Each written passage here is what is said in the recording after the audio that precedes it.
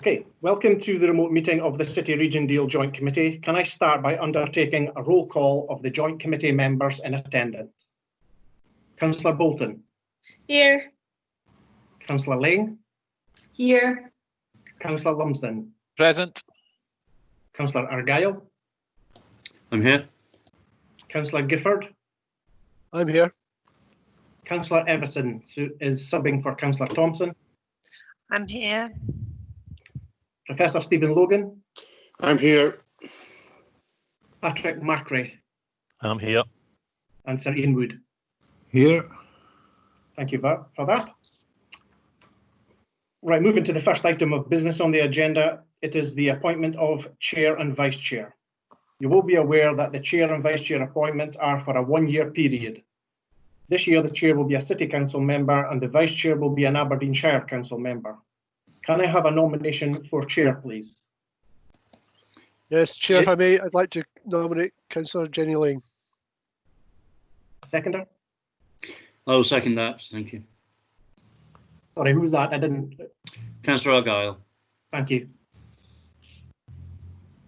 Can I have nominations for Vice Chair, please? Yeah, I would like to nominate Councillor Gifford. And I will second that. Councillor Lumsden. Okay.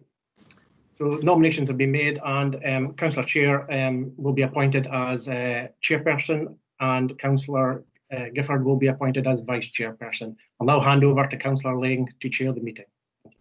Thank you very much, Mr. Masson, and welcome to all members.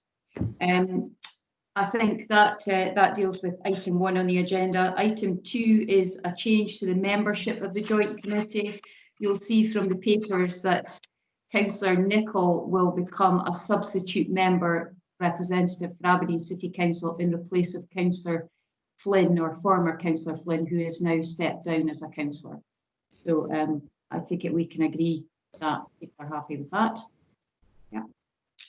Okay, that then takes us on to the determination of urgent business. We don't have any urgent business on the agenda today.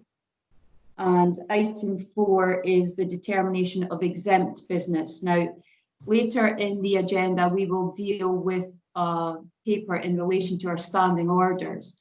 Currently, our standing orders don't allow us to consider exempt business remotely. We're all in different times at the moment with the virtual meetings. So when standing orders were drawn up, they didn't envisage that.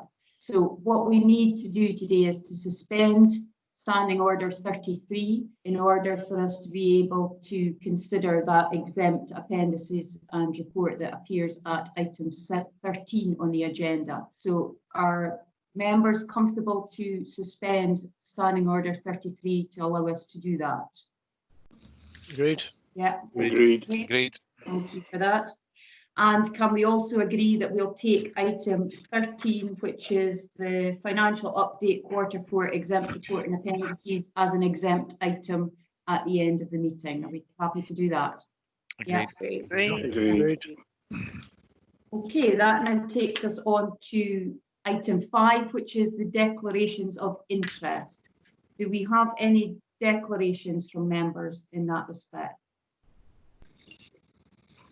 No. Okay, that takes us on to item 6, which is the minute of the previous meeting of the 7th of February, here for approval. Are there any issues on that minute? I've got a couple of things that maybe follow up on. Page 6, the Joint Committee agreed that we would get further information to report back regarding the unsuccessful challenge fund bid. Do we have an update on that from anybody that can be provided? Yeah, Ms. Crow, can you give us an update, Jennifer? Yep, the final awards were announced Friday last week. So we're now aware of the type of projects that were successful in the Challenge Fund. We're equally aware that the amount that has been awarded, so we've re-engaged with Scottish Enterprise to discuss further, not suggesting there's any change or out to the outcome that we've previously received, but certainly to understand better now that we see the final successful applicants. Chair. Okay, thank you for that. That's helpful. Okay, points on that. We're happy to move on. Yeah.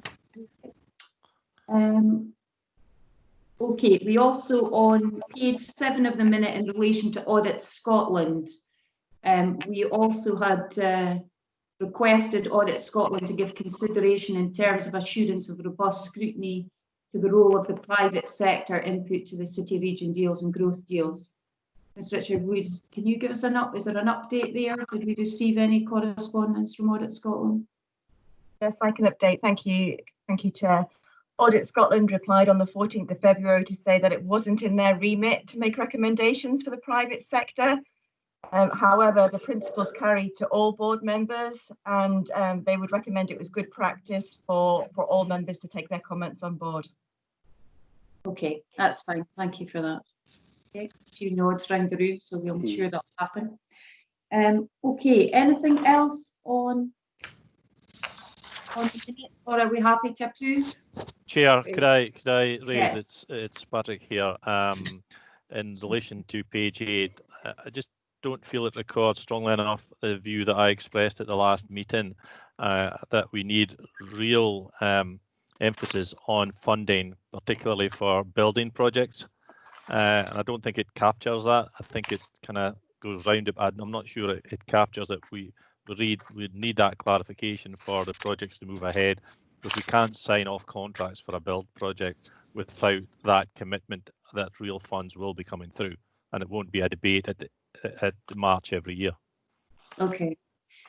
I'll maybe take in Ms Richard Woods around what correspondence and things that have happened, and also if members are happy that maybe we record that the decision at the previous meeting was in stronger terms than that. I'll maybe bring in Julie. Yes, thank you, Chair. It was recorded in the papers, the issues that we've had around this. We discussed them with the Scottish Government. We've been having some discussions with the Scottish Government as per the letter in the next item. And the Scottish Government are asking all deals to come back to them to talk about ways that they can help with flexibilities to keep our deal moving. On the back of that, Mr. Sweetman spoke to the Scottish Government Deputy Director for the deals, and he offered assurances regarding the issue that was raised in rolling over funds. And we have had assurances verbally that this will be the case. Mr. Sweetman then wrote as a follow-up to ask for that clarity in writing, and we are still waiting to receive that clarity in writing, but we have had verbal assurances that funding will be rolled over. Can I just ask Julie, when that letter was actually sent, is it recent? Should we be worried we haven't received a response yet, or is it quite recent? No, the discussions took that turn, of course, after the letter was sent to us asking for deals to engage with the Scottish Government on what could be done. So as a result, the follow-up letter was just sent last week. Okay. I think it's important, Chair, that we get that letter of confirmation, because it can allow the boards to move forward, and I suspect the BioHub as well as the Food Hub to sign off on contracts, because without it, it would be foolhardy to just step forward. Mm-hmm. Yeah, I agree, and it's in similar terms of the discussion we had at the last meeting. So I think if we can ask officers to make sure that we pursue that, because verbal assurances are all very good, but it's always better to have that in writing so that we can all know exactly what the terms are. So I'm sure you'll pursue that and report to the committee as appropriate. Thank you, Chair. Thanks. Okay, on that basis, are we happy to agree the minutes, approve the minutes? Yeah. Yeah, agreed. Okay, thank you. Okay, that takes us on to item 7, which is the proposed changes to the standing orders. As I mentioned, when they were drawn up, we hadn't envisaged the current situation we find ourselves in, and the fact that we would be conducting business by virtual means. So you'll see from the recommendations, there's a few changes that we're looking to make around that. Is there any questions on this, or are we happy to agree the recommendations as they stand? Chair, if I can come in, yeah, Yes, very yeah. happy to see the changes. Obviously, none of us anticipated having to operate like this just a few months ago, and we made very similar changes in our council standing orders back in March. So it's a sensible way to do this. We have the ability to cancel meetings if there's not enough business. There's also the ability there to take reports forward separately from the meetings cycle, which is, I think, useful. And the power also exists there for chair and vice chair to bring in more meetings if necessary to get business brought through with some speed, which I think we're going to need over the next little while as things move very quickly, as we're seeing already. So I'm happy to approve the recommendations in the report. Thank you for that, Councillor Gifford. I think you're right. We'll have to be very agile and flexible in the current climate. So I think it's important that our standing orders reflect that. Any other questions on that? Are we happy to agree? Agreed. Any dissent? Agreed. Thank you. Okay, that takes us on to item 8, which is a Scottish Government letter regarding the fields. Any questions on the report or the letter that we have before us? If I may, Chair. Yeah, Professor Logan, yeah. The letter itself is interesting, but I just wanted to bring this committee up to date with something that Patrick alluded to, where we are in our BioHub project, which has had a few challenges and will continue to have one because of COVID. And I wondered if I could ask Jennifer Craw on behalf of Bio Aberdeen just to give you some of the details about the project and the challenges that are there at this moment. Yes, I think that would be helpful. I'll certainly bring Jennifer Craw. Thank you, Chair. Professor Logan. The members will note the progress in the next paper in relation to BioHub, and there have been specific and particular delays in relation to construction. And what we're concerned about is any further delay will have a direct impact on both the economic benefits the BioHub is going to bring to the region and also the recovery of the sector as we move beyond COVID. While we recognise there are some life sciences companies, particularly in the region, that have been and are playing a major role in terms of both diagnostics and COVID treatments, they are specific issues in relation to moving a construction project on to formal contracting and onto site at a time of lockdown. So what we'd like to do, if the committee was minded, was ask to bring back an options paper to the Joint Committee to consider some of the specific challenges are and what the next steps and mitigation could be in terms of additional support required to move the project forward at a pace. We had a Bio Aberdeen board this week, and what's very clear is the demand for the BioHub is as high, if not higher than ever. There is a real concern if some of our companies have the opportunity to grow, that will be lost to not just this region, Scotland and beyond. So therefore, moving forward at pace is actually really important, but construction projects are under delay because of issues within the supply chain in terms of furlough and in terms of, it's obviously a sensitive site, Forester Hill, because it's our main health campus from a regional perspective. So the request of the Joint Committee is that you would consider, and actually to move the project forward at pace, an additional review of the project where we could come back and talk to you about next steps and potential options for moving the project forward. But the ask would be, could that be taken at an extra meeting in July to ensure that we can keep the momentum on the project in terms of the pace and moving forward on the construction contract. So a specific ask, given the unprecedented circumstances we find ourselves in and the opportunity around about BioHub, but some very specific challenges. So if we can work with both partners, UK and Scottish Government, the programme board, would the Joint Committee consider an additional meeting to take forward the BioHub at that time? Thank you for that. And as we heard at the previous paper, we do have the ability to put in extra meetings. So that's, you know, based on what you said, that's maybe something we want to consider. But I'll take in Councillor Gifford because he indicated, I'm not sure if it's on this matter, Councillor Gifford, or. It's on this matter and then actually relates to what I was going to say anyway. I think we should have that additional meeting. Obviously, these projects are all on hold are just starting to slowly re-emerge from the lockdown, and we see the report that's coming next. So I think having an extra meeting to look at that is vital, in fact. But it's going to have to be in the context of the whole situation deal funding package, because all the money is allocated. So it's how we deal with that one project in the middle of everything else that we've already got planned and with business cases signed off and what have you. So I think options papers coming forward will be very useful, which leads me to the point I wanted to raise, which is on recommendation 4, which is to bring back a report to the December meeting. Going back to what I said earlier, I think things are moving so quickly now. December seems like an eternity away. And I just wonder if we could ask officers to look at the option to bring a report back to the September meeting, even if it's a holding report, which may then come back to December and may come back to subsequent meetings. So I think our plans now are going to be pretty much a moving feast until things settle down a bit. Mm-hmm.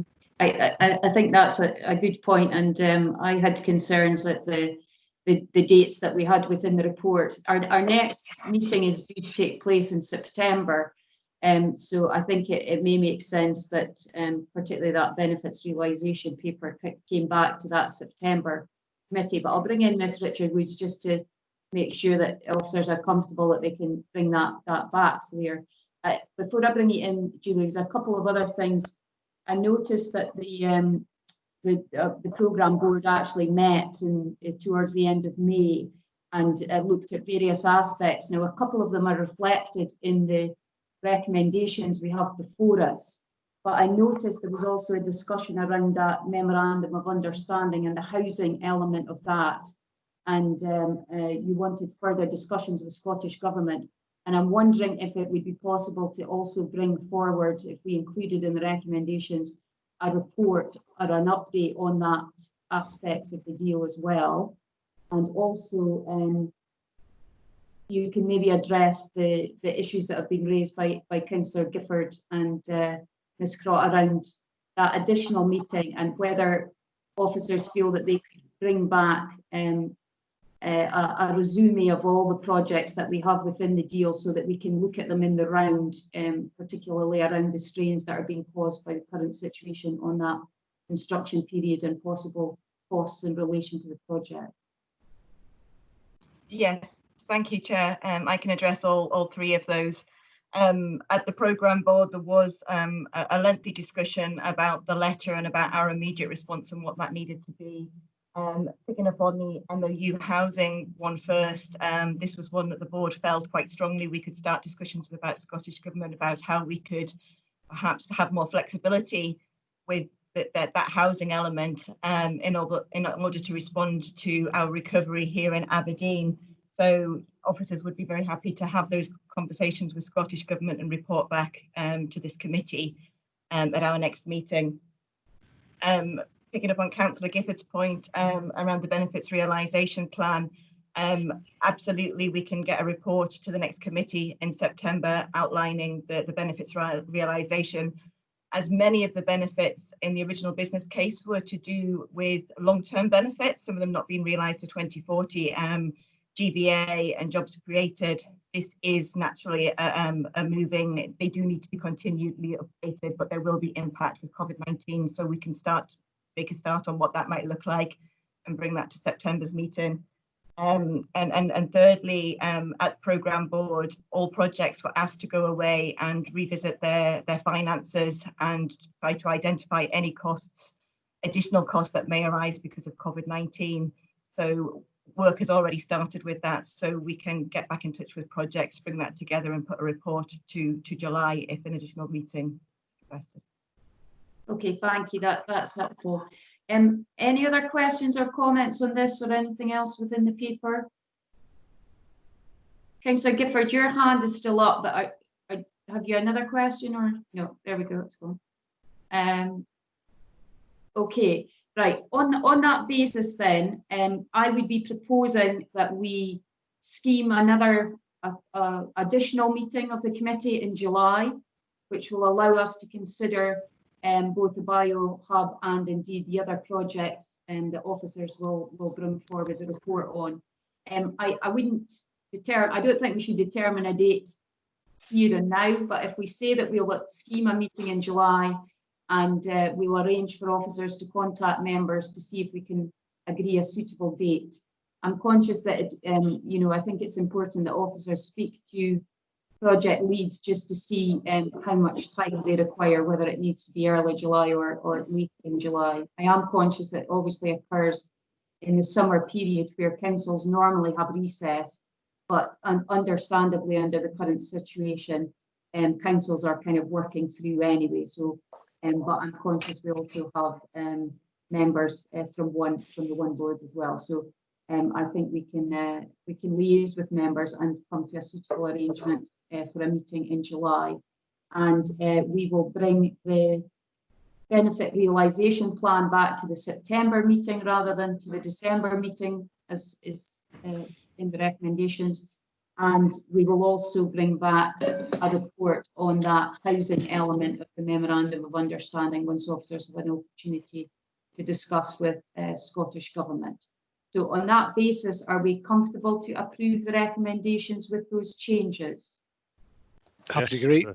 Yes, agree. Yeah. Okay. Thank you. Right, that then takes us on to item 9, which is the quarterly progress updates. Again, I think we obviously have a covering report, a report on each of the projects, which also has a paragraph in relation to the COVID-19 situation. I'll bring in Ms. Richard Woods before I open up for questions. Okay, thank you, Chair. I just had one update to my report, just to notify Joint Committee that the OGTC have announced this week that Martin Gilbert has been appointed as Chair, replacing Archie Kennedy after 3 years in the role. Okay, thank you. That's helpful. I think you know, I think the Joint Committee would welcome Martin Gilbert's appointment as Chair. I think that's a good appointment. But also, I think we would like to take time to acknowledge and thank Archie Kennedy for his leadership and contribution that he's made while in that role. I'm sure Mr. Gilbert will do likewise following his appointment. Agreed. Are there any questions on the paper, questions or comments? Yes, Councillor Gifford. Yeah, there's maybe nobody here that can update us, but there's an article in today's P&J about harbour contracts being looked at. Just wondering if that's going to affect the delivery of the project. I'm guessing it's maybe too soon to tell, but does anyone have any background to what that article's all about? I'll maybe bring in Ms. Richard Woods to see if she can give us an update. I did notice that article as well. So can you give us an update on that? Do we have any further information?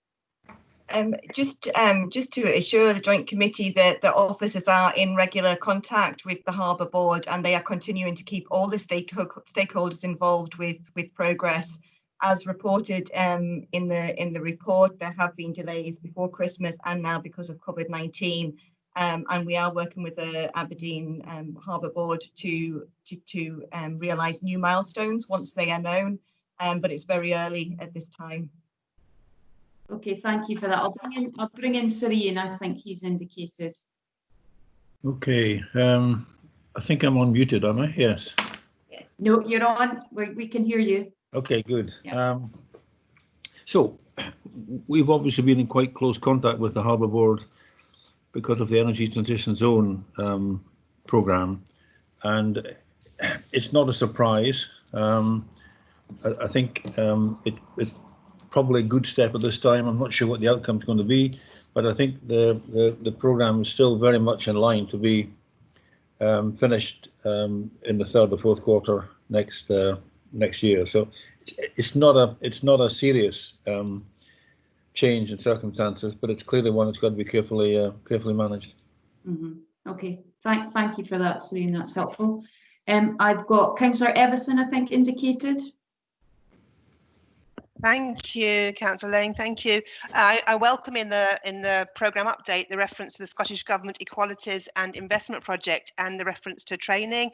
That is even more important at this time, I think, when we see discrepancies in the effect of COVID on different groups and what it might mean for our area in the economic sense as well. So I would just stress the importance of that training and how I would welcome that being brought forward as soon as it possibly can. Thank you.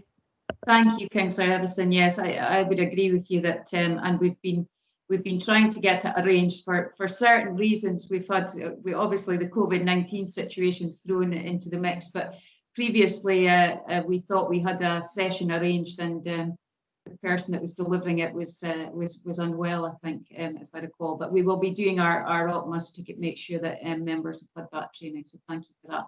I'll take in Councillor Gifford next. I think he's indicated. No, not me. Oh, okay, you've still got your hand up then. Apologies, these buttons work both ways. I know, yeah. So that's allowed me to see Pat McCry would like to come in now. So. Yeah, I was just confirmation from the team that the grant offer letter is in line with what they were expecting, i.e. the 51,320. It would just be nice to get it confirmed that that's in line. It says it was received, but is it in line with what we were expecting?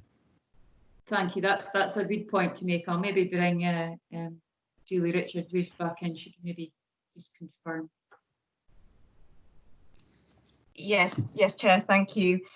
We have received the annual grant letter outlining the 51 million for projects this year. It is in line with what we'd profiled. However, what I would say is that we probably need to go back and continue conversations with the UK and Scottish Government about our spend for this next year, especially if there's going to be delays in some of the construction works we might not spend as profiled. So again, we're talking with the Scottish Government in particular about kind of flexibilities about reprofiling going forward. Okay, that's helpful for that. Okay, thank you. I'm not seeing anybody else indicating. So are we content to agree the recommendation, which was to note the contents of the report? Are we happy to do that? Agreed. Agreed. Okay, that takes us on to item 10, which is the financial update. Now, you will note that we have a public paper, which is item 10, and also the exempt paper at 13. If I can just ask members, if they are asking questions, if it can just be on the paper 10. If you have any other questions from the exempt papers, we'll take those at the end. So is there any questions in relation to the financial update? I'm not seeing anybody indicating. I mean, the only comment that I had to make is obviously we can see from there that I think we've made good progress because we've 47% of spend now. I think Mr. Woods maybe wants to come in, and I think from memory, I think last year we were at 29%. So I think that shows the progress that the various projects are making, that the money is coming through. But I'll maybe bring in Mr. Wood. Thank you very much, Chair, and good morning. Yes, just picking up on your comment, I think it is worth just making some highlight comments on the paper, particularly as you said, the improvement in performance around the 47%. I would preface my comments by saying very conscious that we've been talking just now about progress with construction and COVID-19. So this paper is dealing with last year, with the majority of that year before the COVID pandemic had its impact on our figures and projects.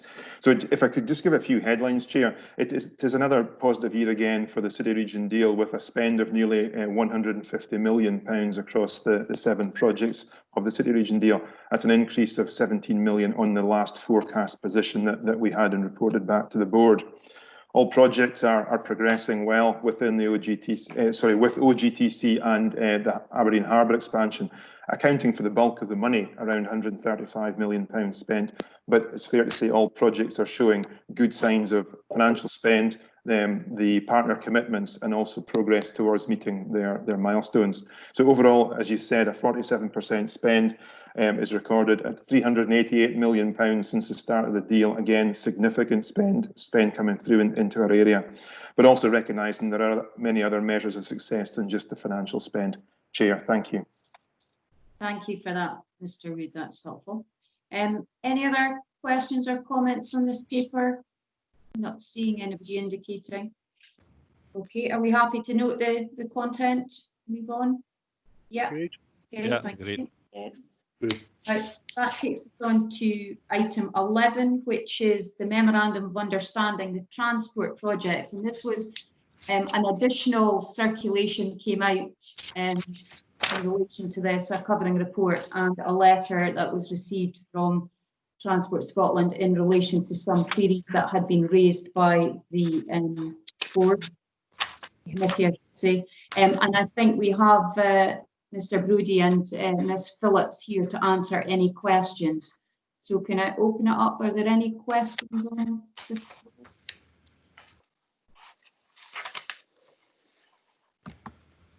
Yes, Sirian, I think you've indicated. Yeah. I guess I don't really understand what's happening here. We've suddenly gone from looking to find a way to put together fairly modest programs. I mean, we now say we're in considerable, there's early work suggests these enhancements would be likely to cost significantly in excess of £200 million. I mean, what on earth is happening? I mean, do we understand exactly what the £200 million is about and what it will comprise? Okay, I can certainly, as I say, we've got representatives from Transport Scotland who perhaps can answer that. I'm not sure whether it would be Ms. Phillips or.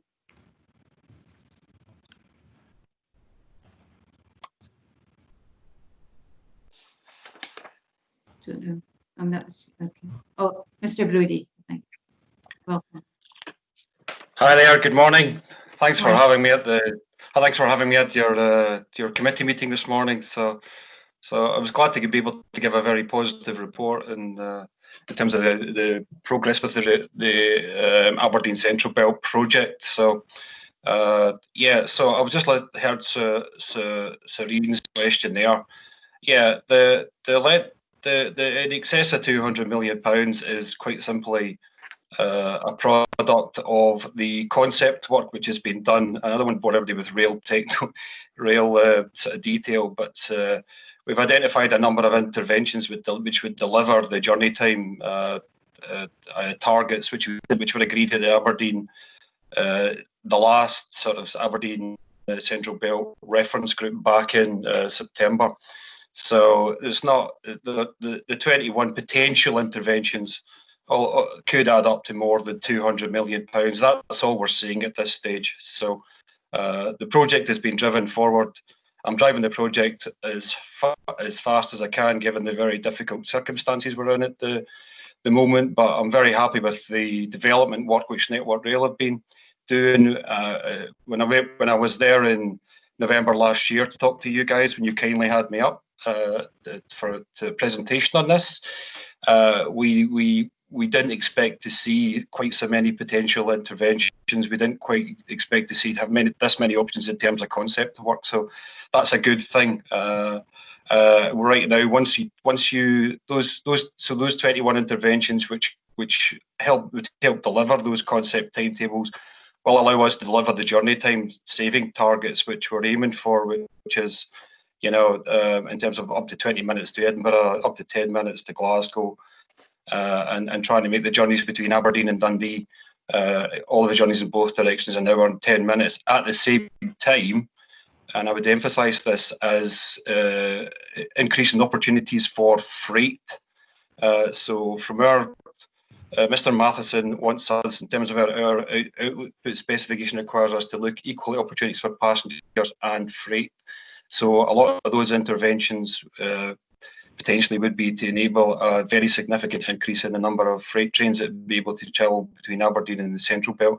So it is about increasing journey time, decreasing journey times, it is about increasing capacity, and it is about enabling opportunities for freight. So we'll take these interventions to the next stage of our governance process, which is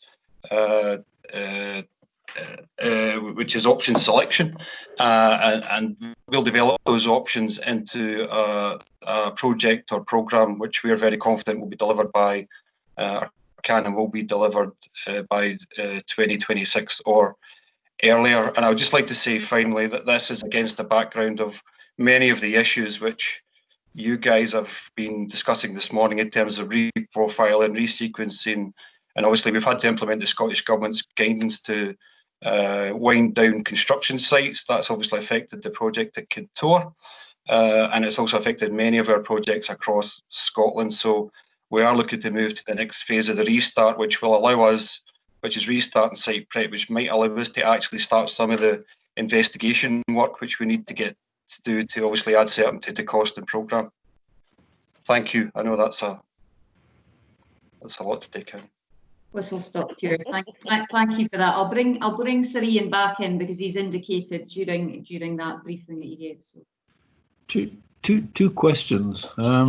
200 million pounds or in excess of 200 million pounds is a very large sum of money. Can you give us any flavour of what the big ones are? You're saying there's 21. What are the big ones?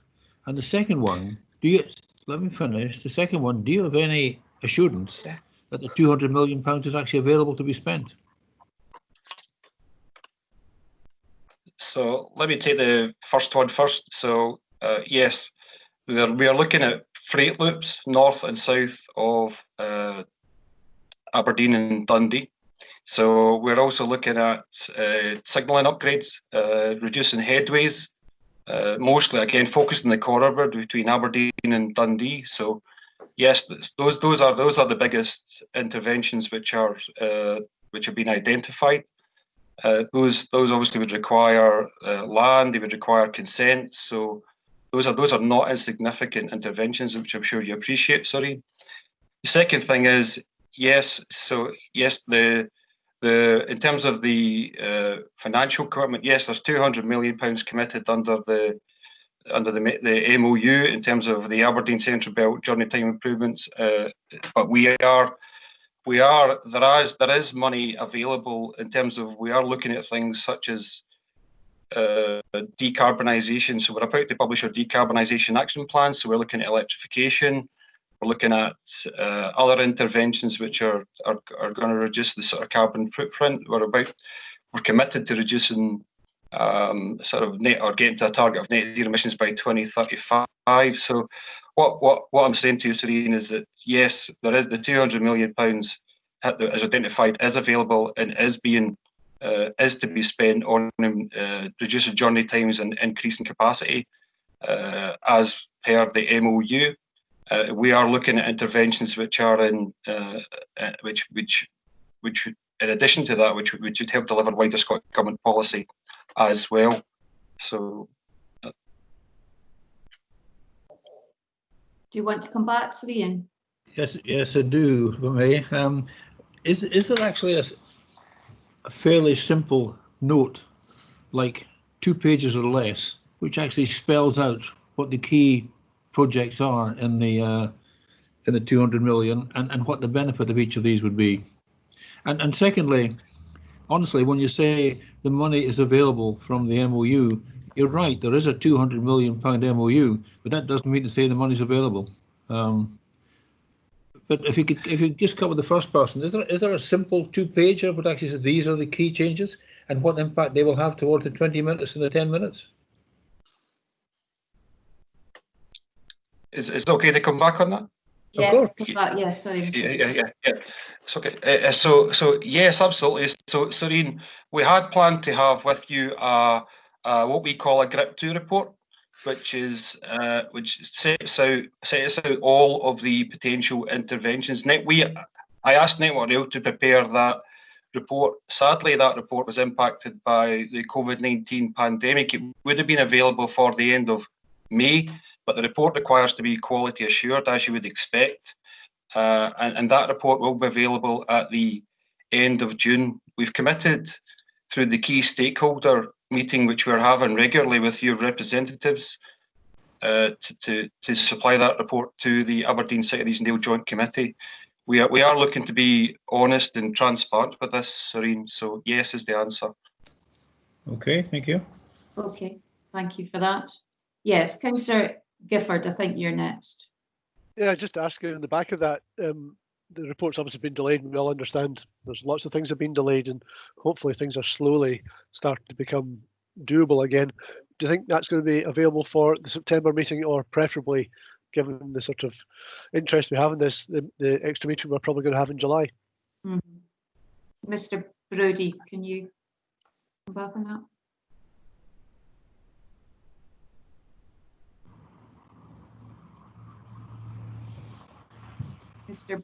I don't know. Mr. Brodie, are you still with us?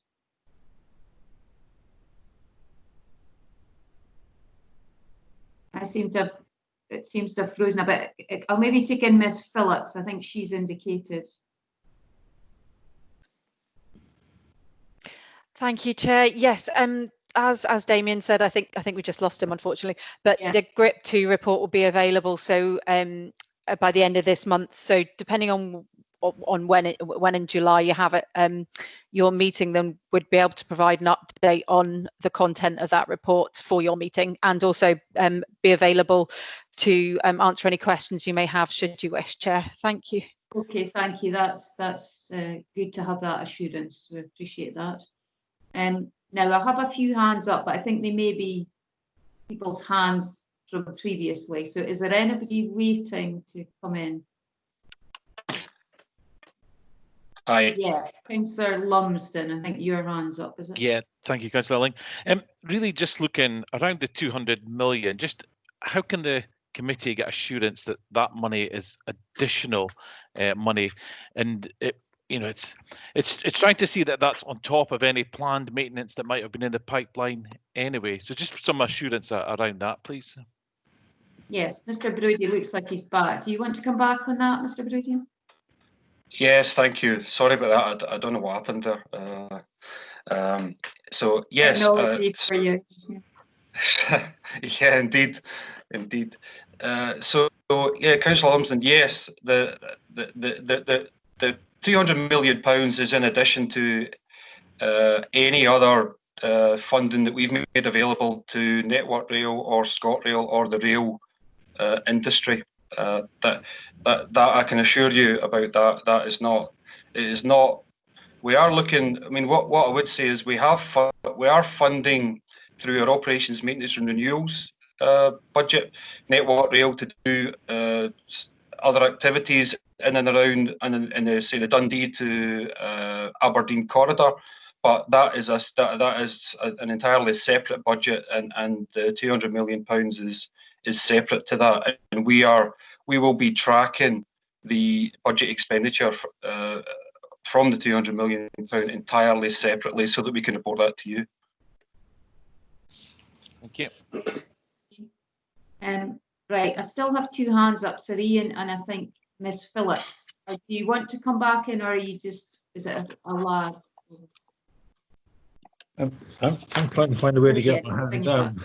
my only comment is, can we try and look at the 200 million at the July meeting, please, and get something? It's extremely important. It's a big sum of money.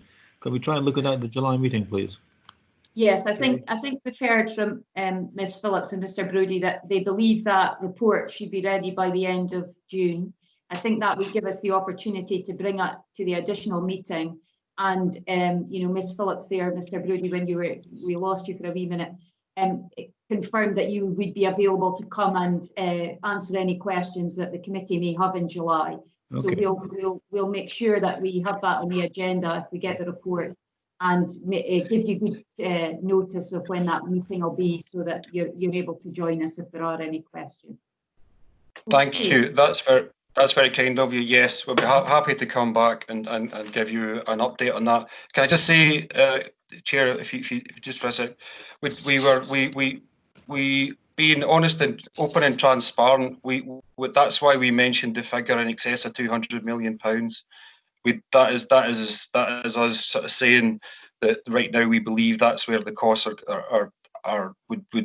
be, and we're trying not to hide anything. So again, I'll just reiterate that we didn't do it for the sake of effect or set ears running. We're just trying to be open and transparent. I hope that's okay. Yeah, we obviously are. We're keen to get that openness and transparency, because we've had some frustrations, as you know, over recent times around the 200 million and you know, what benefit would be directly to the North East, and indeed, Yes. you know, is that the best use of the resources? So we're keen as a committee to make sure that we get, you know, we get value for money around that commitment, because we want to make sure it works the best for the North East. I think Councillor Lumsden's indicated he would like to come back in, so I'll bring him in. Yeah, just for a point of clarity, Councillor Ling, I think it was mentioned earlier, it was a 10-minute reduction in journey time to Glasgow. And is that correct? And is that what was agreed at the outset? Because I thought we were all talking about 20 minutes to the Central Belt. Mr. Brooke, are you able to answer Councillor Lumsden's query there?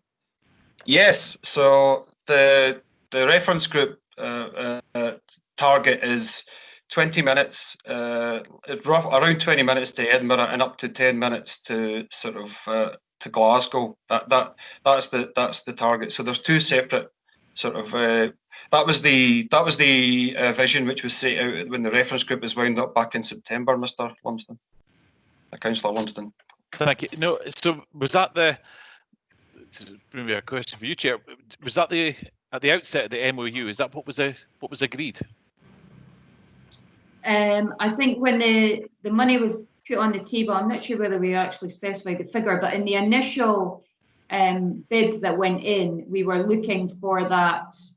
I actually think it was a 30-minute reduction to the Central Belt, if I recall. But as always, we were maybe a bit over-optimistic in that respect. But I think it's evolved as the conversations and the work has taken place around that. But yes, I mean, I suppose the point that you're making is, is 10 minutes really, you know, for the costs that we are hearing are involved, is a 10-minute reduction really what will make a difference to the economic output here or not?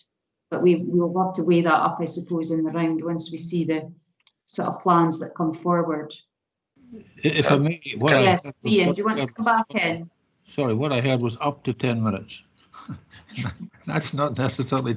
I mean, let's really try to get something factual, please, in July, because it's a huge amount of money and it's incredibly important for what we might do. It is, and particularly when people are looking at different projects and revising things. I'm sure Mr. Brodie's heard what we've said today. I think it would make sense that we get that detailed report back that allows us to really drill down into what the projects are that are coming forward and what benefits they are likely to bring. And I'm that quality assurance that's taking place currently will hopefully provide that in the report that we get back to committee. We obviously have an opportunity to raise questions on that. Councillor Lumsden, your hand's still up. Are you coming back in, or are you just forgotten to put it down? I will just be putting my hand down. Yes, I found the button. Thank you.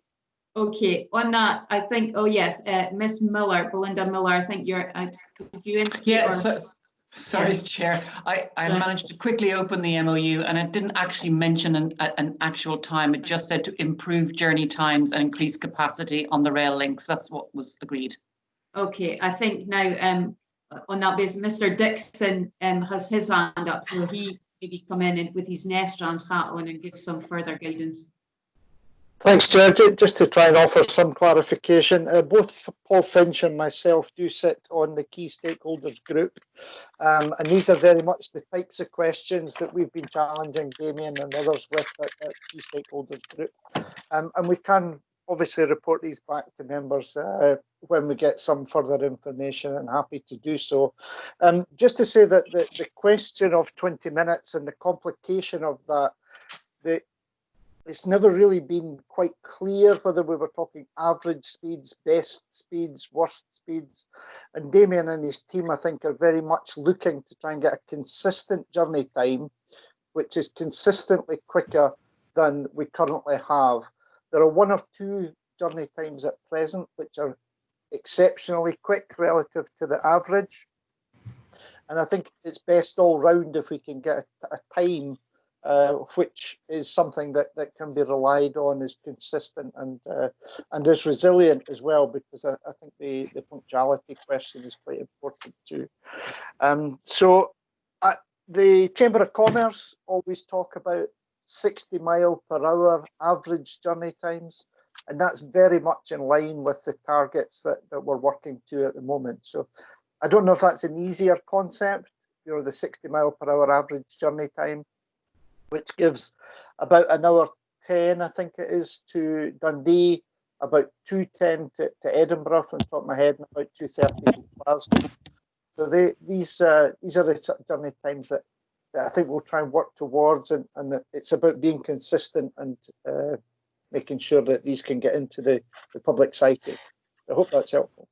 Okay, thanks, Mr. Dixon. I think the point made around that consistency aspect is a point well made, and I'm sure sorry, there was something flashed up on my screen there. Yes, Councillor Bolton, did you want to come in? Thank you, Chair. It was a slight concern. I just heard the times mentioned by Mr. Dixon. If you think we're trying to persuade people to get out their cars and onto the rail, and it's taking you longer actually to get by rail, you know, there doesn't seem to be much of an incentive given the times we've just heard, because, you know, I know how the improvements on the road network has allowed us to get to Edinburgh quicker than the train. So, you know, it's just a little bit of a concern when we're spending all this money and we're not really seeing major benefits from the chain. I know it stops where the car doesn't, but I think we still need to, you know, we're looking more high speed rather than just average speed, I would have thought, but that's just my personal opinion.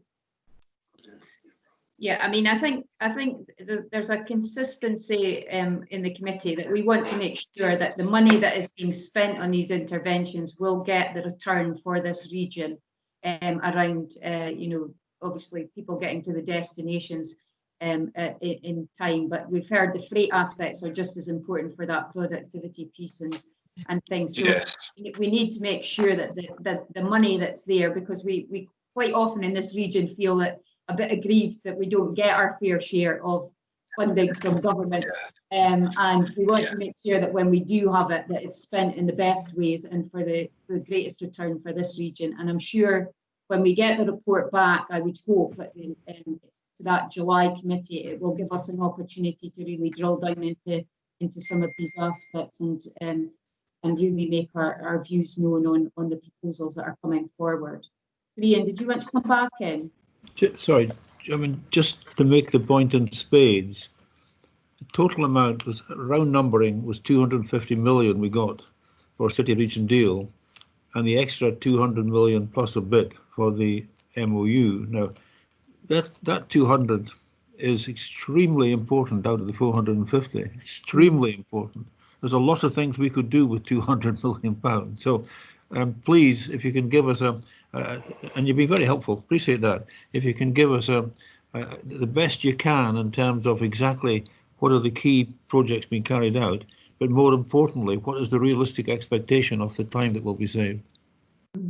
Yeah, I think that's vitally important, and I think Mr. Brodie's maybe wants to come back in on that, but although I think he's frozen again on my screen, but I think he's undertaken that if we get that report, they'll come back and they'll be able to yeah. Mr. Brodie, did you want to come back in? Sorry, I do apologise. I lost just after Serene started to speak there. I do apologise. I lost connection. You couldn't briefly summarise the point for me, could you? I'll bring him back in to just make his point again. Serene. Thank you. I will if I may. Thank you. The total amount, amount we got, round numbers, about 450 million, of which 250 million was CRD, and 200 million, maybe a little bit more, was the MOU. So that MOU represents the 200 represents almost half of the total CRD award we have, and it's extremely important that it's going to achieve significant benefits, economic benefits, for the region. So it'll be very helpful, please, if when you give us something, please give it to us for July, to indicate what you see as the likely savings in terms of time. Okay, thank you. Mr. Brodie's nodding, so I think he's taken that on board. Yeah. Yes, could I just come back on that? Sorry, I'm not so. So can I just? I would like to just give the committee assurance that Mr. Matheson has tasked me with driving this project forward. So we've shared. We've shared what we think. We've shared where we are at the moment in terms of the development of this project. We're under no illusions, Serene, about the importance of this project to the northeast. We absolutely understand that.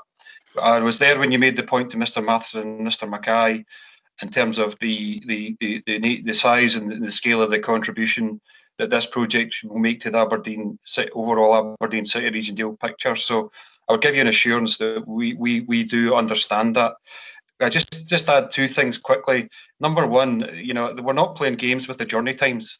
There's two things about the journey time savings which I've given you. Number one, they're average.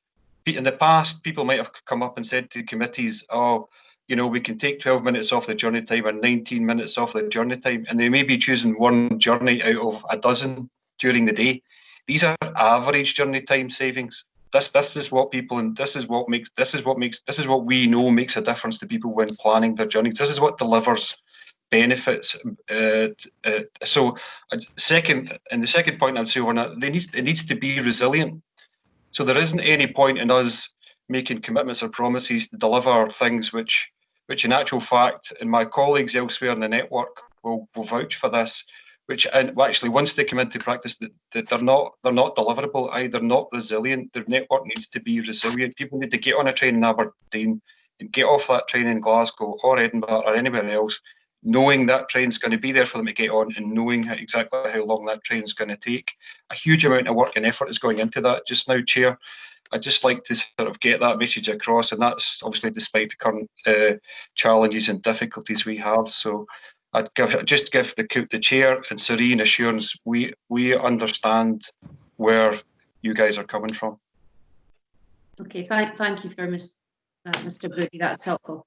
Okay, I'm not seeing any other indications that people want to come in. So on that basis, we were noting today's report, but we've agreed that we'll be provided with that report by Transport Scotland at the end of June, hopefully, and we'll make sure that that is an item on the additional meeting that we intend to hold in July. And Mr. Brody has indicated that they'll be able to be here for questions at that point. So on that basis, are we happy to move on? Happy to be. Agreed. Yeah. Thank you very much, and thank you for your time today. It's appreciated, and Miss Phillips as well. Thank you to you both. Thank you for having us. Thank you, appreciate it. Okay. Right, that now takes us on, members, to item 12, which is the Aberdeen City Region Deal Annual Report. Serene, did you want to come in on that? No. Yeah, maybe your hand's just still on. I think somebody came off, so that's. I don't really, but I will. It is honestly inordinately long. I'm not sure who the audience is for this, but it is inordinately long. I don't know how much work and time and attention went into putting it together. It's helpful. But it's too long, guys.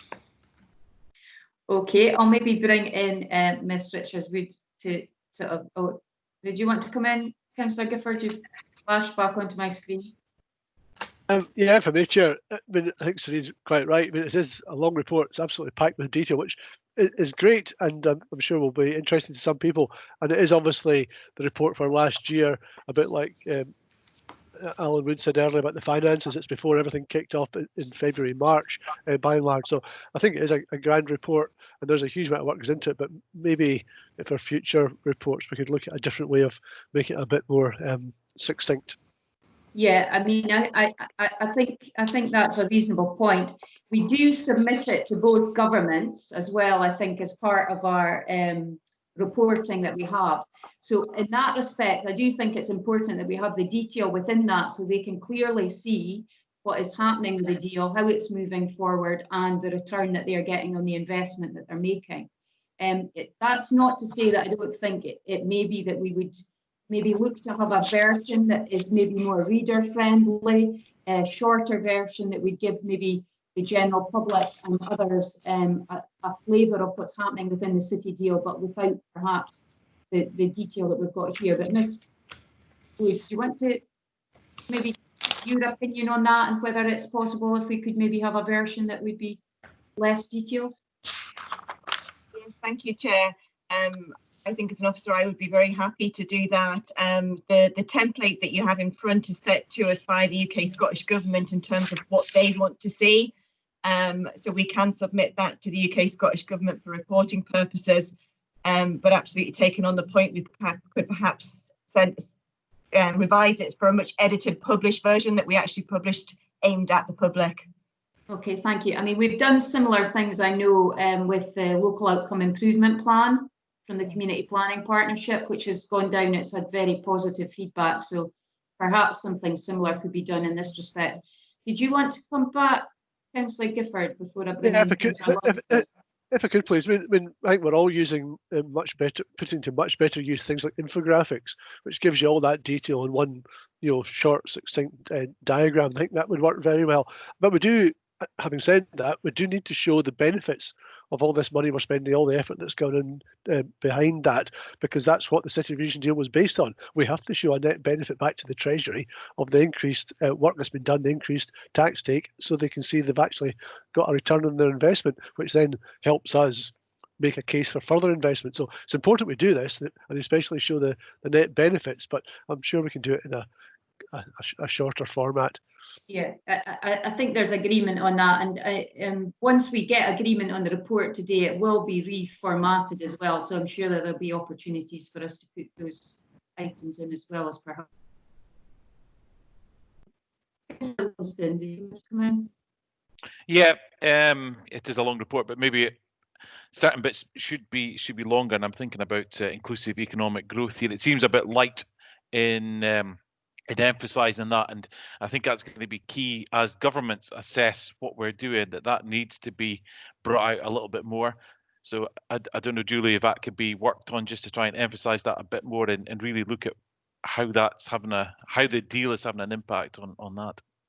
I think that's a very good point, and it follows on the discussion we had earlier about the training around that equalities issue, but it's going to come much more to the fore, particularly following the COVID-19 crisis that we found ourselves in. That inclusive economic growth piece is going to be exceptionally important in order for us to try and move out of the economic crisis that we've been plunged into as well. So, Ms. Richards-Woods, do you want to come back on that from Councillor Lumsden? Yes. Thank you, Councillor Lumsden, for that question. I think it is at the forefront of everything we're working on at the moment.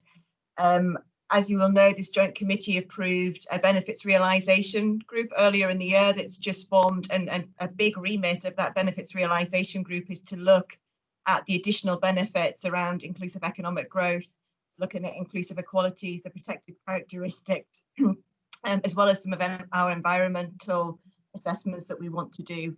So I very much see that benefits realisation group working with projects, working with the project leads to really start getting some targets around inclusive economic growth and to have those reported as we go forward. Okay, thanks for that. Okay, I'm not seeing any other hands. I've got Councillor Gifford's hand still up, but I'm not sure if you wanted to come back in or if that's just no, it's gone now. But he does. Okay, any other questions on this? Are we happy to endorse the report and ask officers to look at the points that we've raised there around a version that may be more user friendly? Yeah? Agreed. Okay, thank you.